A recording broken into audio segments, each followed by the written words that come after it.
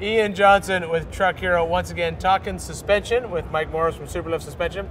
Now we've seen like what I would consider to be the full-blown kit on the 4-door JL, but this one on the 2-door, it's a little bit more entry level, right? Right. So you have a long arm kit. That's not for everybody. So we have more of a DIY 2.5 and 4-inch kit, replacement springs, sway bar links, lower control arms, you know, something you can install in your driveway if need be. And that lower control arm is there for tire clearance as well as alignment correction, right? That's correct. Drivability is important with these new JLs, so we wanted to make sure that the alignment specs come out just like OE.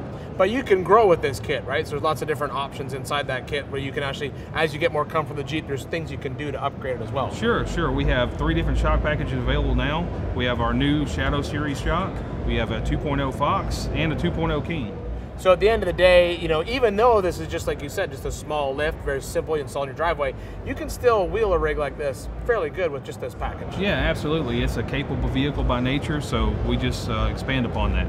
And, you know, everyone, you know, obviously we get them up in the air to fit larger wheels and tires. What kind of tire package can fit on these two lifts? So 35 to 37 on a basic non-Rubicon model. On a Rubicon model, 37s is the best tire to go with unless you go to an aftermarket fender, and guys are running 40s. Yeah, and 40s are where it's at, really. That's it. So you said Shadow Shock. What's a Shadow Shock? So Shadow is going to be our entry-level shock for the new JLs.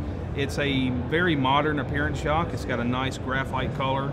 It's slim body design, so it didn't have that classic swedge body look.